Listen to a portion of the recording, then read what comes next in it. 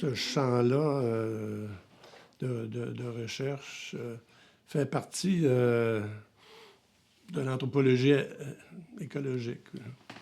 Je pense que c'était mon grand domaine, mon principal domaine, en tout cas, d'enseignement et de recherche en anthropologie écologique. J'ai donné, on y reviendra probablement, mais j'ai donné ce cours-là pendant à peu près toute ma carrière au département d'anthropologie.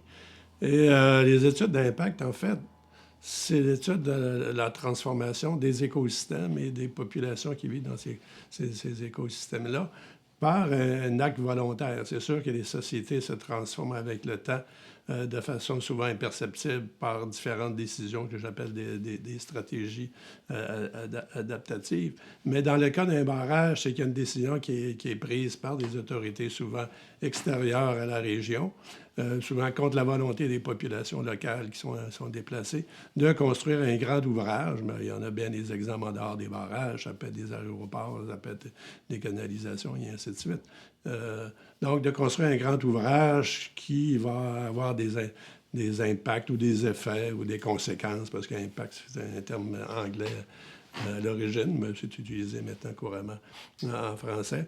Donc, il va y avoir des conséquences majeures sur l'écosystème, mais de façon indirecte sur les populations qui utilisent les ressources de cet écosystème-là. En fait, j'ai commencé à travailler sur ce sujet-là, sur ce domaine-là, sans vraiment avoir une compétence, je dirais. Un peu par hasard, parce que le Conseil Atikomek-Montagnais, avec lequel j'ai travaillé à partir de 1976, comme on le disait, m'avait demandé de faire un peu un bilan ex post, parce que dans les études des impacts, on distingue ex ante puis ex post. Ex ante, normalement, une vraie étude d'impact, là, selon les méthodologies d'aujourd'hui, ça se fait avant que l'ouvrage soit construit. Et là, on analyse le milieu et ensuite de ça, on essaie de prévoir comment le milieu va se transformer, le milieu biophysique pour les biologistes, géographes, etc., milieu humain pour les sociologues, anthropologues et autres spécialistes des sciences humaines. Et ex post, après que l'ouvrage a été construit, là, on fait une étude en essayant de reconstituer qu'est-ce qu'était la situation ex ante. Mais évidemment, ça ne répond pas normalement aux critères des vraies études d'impact. Mais en tout cas, les barrages étaient construits depuis longtemps en territoire Innu, depuis les années... ça a commencé il y a très longtemps sur des territoires où les Inuits n'habitaient plus, dans les années 1910-1920, au Saguenay, par exemple. Mais sur la Péribonka, par exemple, qui est un affluent du lac Saint-Jean, c'était dans les années 40-50 que l'Alcan, parce que c'est l'Alcan qui avait les droits sur l'eau, privilèges accordés par le gouvernement du Québec. Et sur la Côte-Nord, dans les années 50-60, jusqu'aux années 70, après un arrêt, ça a recommencé plus tard dans les années 90-2000 et ça se poursuit aujourd'hui encore, par exemple, avec le projet sur la rivière la Romaine, là, près d'Havre-Saint-Pierre. Donc, j'ai fait cette étude-là ex post à partir de la littérature et à partir aussi d'entrevues que des assistants de recherche ont fait avec les gens qui avaient vécu, disons, les conséquences, les impacts de ces barrages-là sur les activités traditionnelles. Par exemple, on va prendre un exemple, les gens campaient le long de la rivière. À l'été, normalement, c'est des basses eaux. Mais un barrage, s'il pleut beaucoup, on va relâcher des eaux. Et les campements, si on se met sur le bord de la rivière, les campements vont être inondés. Et puis ça peut être dangereux parce que le coup d'eau peut venir très, très vite. Bon, par la suite, l'Alcan, par exemple, Hydro-Québec aussi, en aval des barrages, il donne un avertissement qu'il peut y avoir un lâcher d'eau et que ça peut être dangereux pour les activités le long du cours d'eau. Donc, j'avais fait cette étude-là pour le Conseil Atikomek-Montagnais, un petit contrat qu'on m'avait donné dans les années 76-77, si ma mémoire est bonne. Mais par la suite, je me suis intéressé à aller voir dans la littérature qu'est-ce qu'on faisait du point de vue des impacts sociaux. Il y a une littérature assez immense parce que des barrages, il y en a eu un peu partout à travers le monde. Et un des premiers grands barrages les plus connus, c'est celui du barrage d'Aswan. c'est en Égypte là, qui a causé des dommages de toutes sortes. Il y avait aussi le barrage de Kariba, donc en Rhodésie, l'ancienne Rhodésie. Il y avait une littérature considérable, mais avec le temps, c'est des barrages en Asie, des barrages en Amérique du Sud, évidemment, des barrages aux États-Unis, au Canada, dans une littérature immense sur les impacts biologiques, je dirais, les impacts physiques sur les écosystèmes. Sur les impacts sociaux, c'était un peu le parent pauvre des études d'impact. C'est ce que j'ai souligné quand j'ai commencé à travailler pour le Conseil Atikomek-Montagnais, devenir un peu plus compétent, connaissant un peu les méthodologies et puis la nature des impacts. Parce que, d'abord, il faut dire qu'au Québec, avant la baie James, Hydro-Québec n'a jamais fait d'études d'impact. Il n'y en a pas eu à la baie James avant de construire le barrage. C'est à partir de là qu'Hydro-Québec a développé une certaine expertise, mais essentiellement sur les impacts biophysiques, là, des dizaines de millions consacrés à ces études-là, des gros rapports. Mais sur les impacts sociaux, je vais regarder là-dedans, c'est toujours assez minime. Puis Hydro-Québec a une marotte.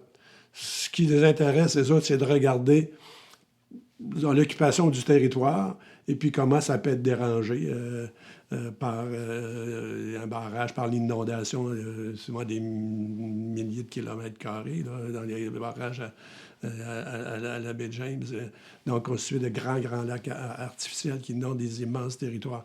Mais c'est sûr que la différence, dans le cas des peuples nomades, chasseurs-cueilleurs, ils sont peu nombreux, dispersés sur le territoire. Ils n'ont pas de village, contrairement en Afrique où j'ai travaillé, à Sélingué en particulier, où il y avait des dizaines de villages installés dans la vallée, des villages sédentaires, population d'agriculteurs, riziculteurs en partie, aussi un peu éleveurs. Donc, les impacts sont beaucoup plus considérables quand on déplace des milliers de personnes, des dizaines de milliers de personnes, dans le cas de Sélingué, 15 000, ou encore le fameux barrage d'Édouard-Gorge en Chine, on dit que c'est 1 million de personnes et plus là, ont été affectées par le barrage. Des immenses chantiers pour déplacer ces gens-là, construire de nouvelles villes, et ainsi de suite. Donc, Hydro-Québec avait sa petite méthode. Là. On regarde s'il y a des gens sur le territoire qui vont là de temps en temps. Puis on vous dit, bon, ben, pas bien grave, là, ils ont un immense territoire, ils peuvent aller ailleurs, ils peuvent aller chasser, pêcher ailleurs, il n'y a pas de village permanent. Donc, dans des études d'impact ultérieures d'Hydro-Québec sur la Côte-Nord, par exemple, le barrage Sainte-Marguerite, avait comme obligé, Hydro-Québec a fait des études, véritables études d'impact sociaux, voir dans les communautés quels que seraient les impacts en termes d'emploi, mais c'est sûr, bon, les impacts, on oublie ça souvent, il y en a des positifs comme des négatifs, parce que dans l'idée de beaucoup de gens, les impacts, quand on parle d'impact, c'est tout de suite négatif. Alors que dans tous les projets, généralement, à moins d'un projet vraiment mal foutu, il y a deux catégories d'impact, des négatifs et des positifs. On parle des impacts sociaux, c'est la même chose aussi pour les impacts biophysiques. Donc, il y a, entre autres, par exemple, des impacts sociaux, ça peut être l'amener de travailleurs étrangers qui vont avoir des relations avec des Autochtones, qui vont faire des enfants, les autres vont partir, bon, les parents, les grands-parents vont devoir élever les enfants. Et puis, bon, il y a un certain stigmatisme qui s'adresse à ce moment-là à des femmes indiennes qui ont eu des enfants avec des non-indiens. Pas toujours, mais ça arrive. Ou encore, ces travailleurs-là vont emmener des drogues, vont être des dealers de drogue, donc un impact aussi social. Parmi d'autres, la fréquentation des institutions sanitaires, par exemple, c'était des milliers de travailleurs. Et puis, il y a juste un hôpital dans le coin. C'est sûr que ça va avoir des impacts aussi sur la fréquentation de l'hôpital, et ainsi de suite.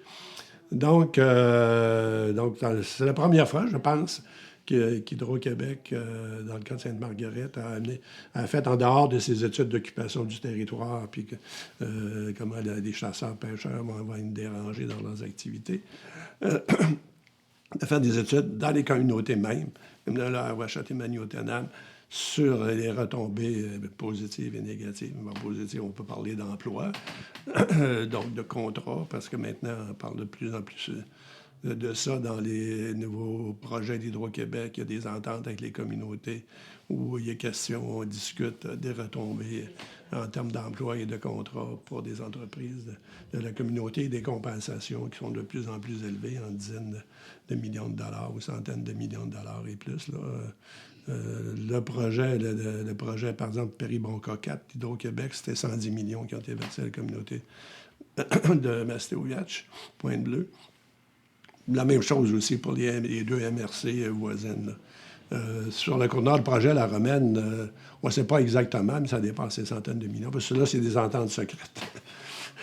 Ils ont essayé de passer ça en catimini, mais les MRC aussi en ont eu. Bon, l'entente sur la Tunnelstock, l'affluent de la Manicouagan, un des derniers grands barrages sur la Côte-Nord, avant celui de la Romaine, c'était, je crois, 60 ou 80 millions aussi. Mais c'est échelonné à long terme, là, c'est sur des dizaines d'années, souvent 50 ans. Ça ne fait pas des sommes énormes à chaque année, mais c'est sûr que ça aide aussi pour des communautés dépendantes là, des subsides du gouvernement fédéral. Ça aide aussi à développer bon, ils ont construit, entre autres, des nouvelles bâtisses pour les loisirs, par exemple, à Pessamit. Donc, c'est un champ que j'ai développé à partir des années 70, 76 plus particulièrement. Sur lequel j'ai travaillé pendant une vingtaine d'années avec le conseil Atikamekw montagnais. Vers la fin, j'ai quitté le conseil en 90. Dans les quelques dernières années, j'avais cédé la tâche de responsable de la recherche à Denis Brassard, là, qui est diplômé de chez nous avec sa maîtrise. Et moi, je siégeais uniquement sur des comités avec Hydro-Québec pour analyser des projets et puis les études d'impact. Je suis allé plusieurs fois dans des commissions d'évaluation du BAP, par exemple. C'est arrivé aussi pour le fédéral, les commissions fédérales d'évaluation environnementale, entre autres dans le dossier des vols militaires à basse altitude, dont je n'ai pas parlé à date, là, mais c'est un projet qui se déroule au Labrador, à Goose Bay, où des avions militaires de différents pays de l'OTAN viennent faire des séjours, des stages, on peut dire, pour voler le plus bas possible à Rosmott. On dit 100 mètres au-dessus des épinettes, dans les vallées surtout. Parce que le principe de l'exercice, c'est d'éviter les radars en volant dans les vallées à basse altitude. Les radars ne peuvent pas capter les vols des avions. Donc, c'est un dossier qui a duré aussi plusieurs années. On est allé en commission d'évaluation environnementale conjointe fédérale provinciale. Non, c'était pas fédéral provincial, celle-là. Non, c'est plutôt celui de Grande-Baleine. Non, celui-là, c'est uniquement fédéral parce que c'est la juridiction fédérale. Et finalement, il y a eu des manifestations, des protestations pendant des années. Et je crois que maintenant, ça a duré quand même au moins 10 ans, ces vols-là et plus. Maintenant, ça a été abandonné par les pays de l'OTAN, je crois. Là. Ils sont retournés chez eux. On n'entend plus parler, en tout cas. Donc, il y en a eu bien d'autres projets, des lignes hydroélectriques, l'arrosage, de phytocides sur les lignes hydroélectriques, par exemple. Là, on parle toujours, évidemment, relié au barrage. Donc, j'ai été sur plusieurs projets, plusieurs comités, essayant de faire valoir, disons, la présence des Inuits sur ces territoires-là, d'une part, mais aussi, évidemment, les conséquences des projets sur leurs activités, et leur société, leur culture, la vie communautaire, et ainsi de suite. Donc, j'ai préparé des mémoires, j'ai comparu, j'ai présenté ces mémoires-là, j'ai questionné Hydro-Québec et d'autres promoteurs, comme le ministère de la Défense, sur les lacunes que je trouvais qui existaient dans tous ces rapports-là, parce que, comme je le disais, il y a toujours le parent pauvre, il y a toujours des lacunes. On met énormément l'accent sur les conséquences biophysiques, mais relativement peu. Souvent, une souris comme plus importante que les humains là-dedans, ou le saumon. On va prendre sur le projet SM3, là, Sainte-Marguerite-3, une rivière qui coule là, près de cette île. Il y avait un enjeu, c'est un terme technique là, pour Hydro-Québec, un enjeu, là, c'est un impact majeur, là, un enjeu saumon, parce qu'on voulait détourner des affluents de la rivière Moisy vers la rivière Sainte-Marguerite pour augmenter le débit, pour augmenter la production électrique.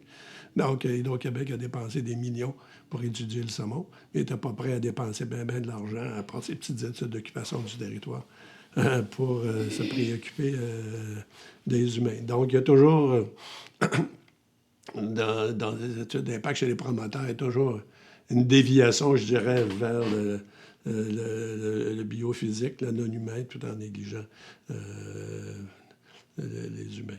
Bon, je pourrais en parler longtemps parce que d'après la littérature, j'ai bien des cas qui me reviennent en tête.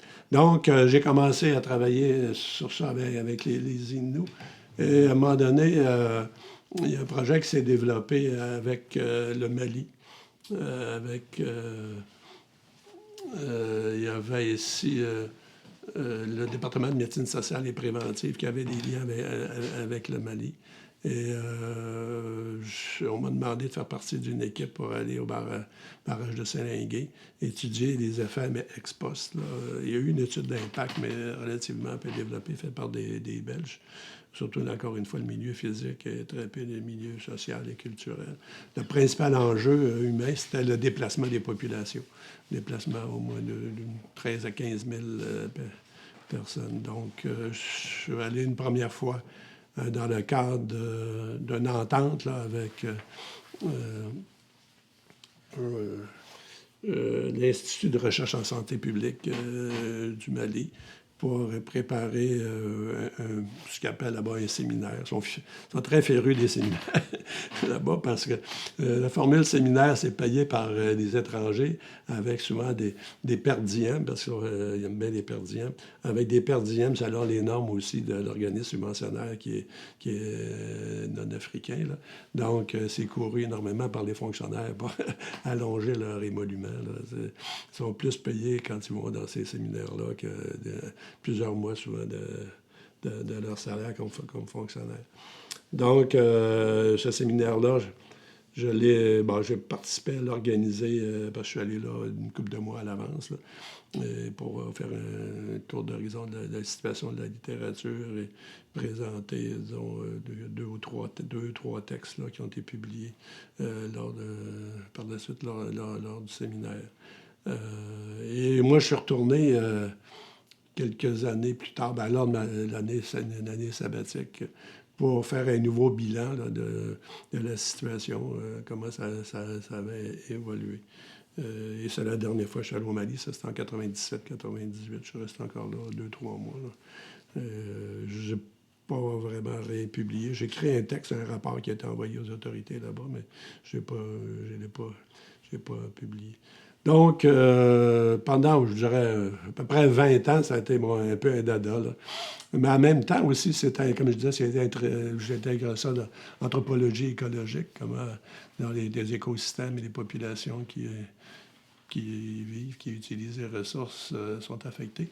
Mais aussi, ça fait partie aussi du grand champ de l'anthropologie appliquée. Donc, dans mon cours de l'anthropologie appliquée, j'avais une partie importante qui était consacrée aux études d'impact sociaux, même pas seulement des barrages, mais de toutes sortes de projets. Même les étudiants ils ont été appelés à faire aller voir une institution qui avait un projet quelconque. Là. Par exemple, je vais prendre... je me souviens d'un cas qu'un étudiant avait fait, c'était le transport pour les personnes handicapées. Transport, donc, la clientèle et puis les besoins, et puis comment ça répond aux besoins, et ainsi de suite. Mais depuis 96, depuis que j'ai quitté, 90, mais depuis 97, 98, quand je suis retourné au Mali, donc c'est un secteur comme j'ai mis entre parenthèses.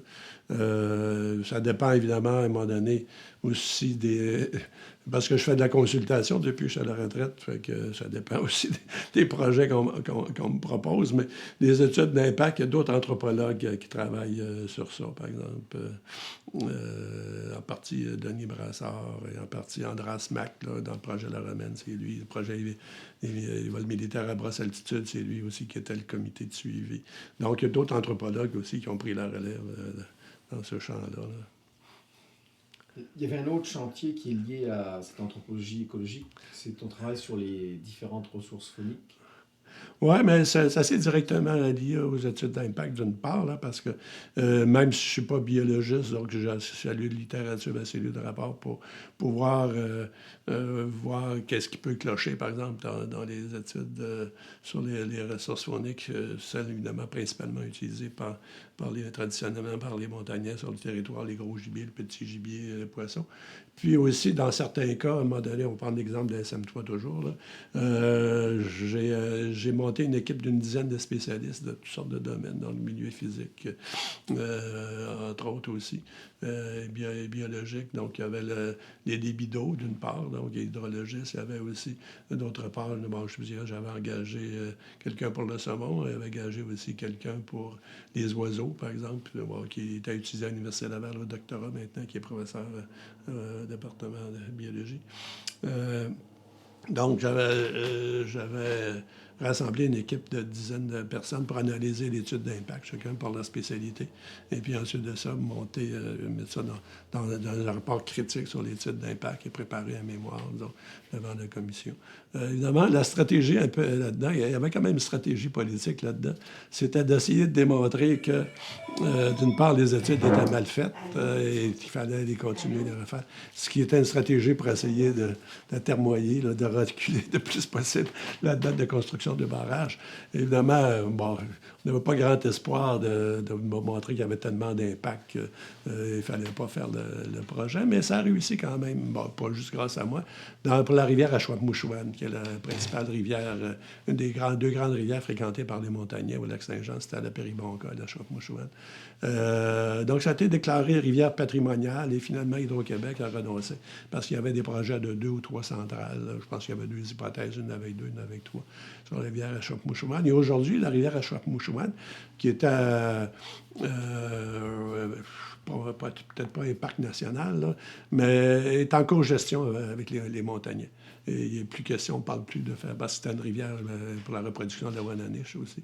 Et une rivière qui était fréquentée depuis toujours par les Inuits pour remonter vers les territoires les plus éloignés des terres. Donc, c'est assez rare que ça arrive qu'on puisse démontrer qu'il y a tellement d'impact que le promoteur ou l'État devrait, disons, arrêter le projet, renoncer au projet, parce que la plupart du temps, de façon très majoritaire, je dirais de plus en plus, parce que le BAP, le Bureau d'audience publique sur l'environnement, est devenu un organisme sans dents, sans force pour s'opposer aux promoteurs depuis bien longtemps, surtout sur le gouvernement libéral. N'importe quel projet, le plus mal foutu soit-il, reçoit généralement l'aval du BAP en disant « Ouais, ben, il y a des lacunes dans les études, mais il faut les corriger. » Évidemment, au bout du compte, c'est pas le BAP, Bureau d'audience, qui décide, il fait des recommandations, c'est le gouvernement qui décide. Il donne un décret pour autoriser. Et maintenant, je cherche le projet depuis bien longtemps que les gouvernements, que ce soit libéral, peut-être même péquiste, là, refusent maintenant. Tout est dans l'économie. On ne parle que de ça, l'économie. Il n'y a rien que ça dans la vie. c'est souvent mon logo à entendre parler de nos leaders Harper comme Couillard là, de ce temps-ci. Il n'y a que ça dans la vie. Le reste, on dirait que le reste n'existe plus. Comme ça, on était raides pauvres, puis on allait mourir de faim demain. Il fallait absolument développer de n'importe quelle façon toutes nos ressources. Donc, j'ai fait un projet, en fait, sur les ressources fauniques, qui était un peu le pendant de ce qui s'est fait à l'abbé James, avec moins de moyens et sur une moins longue période.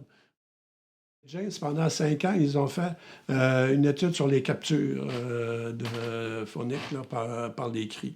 Et ce qu'on voulait faire dans un projet qui a été financé en grande partie par la Fondation Donner. Bon, j'appelle ça les montagnais à la fonte, mais c'est beaucoup plus long le titre. Le rapport porte ce titre-là, les montagnais à la fonte. C'était de voir qu'est-ce qu'il y en était pour les Inuits. Mais comme on ne pouvait pas couvrir l'ensemble des 9 communautés, on a pris les 4 communautés les plus éloignées du centre, là, des principaux centres, dont on savait que c'était là où on continuait à chasser et à pêcher de façon la plus intensive.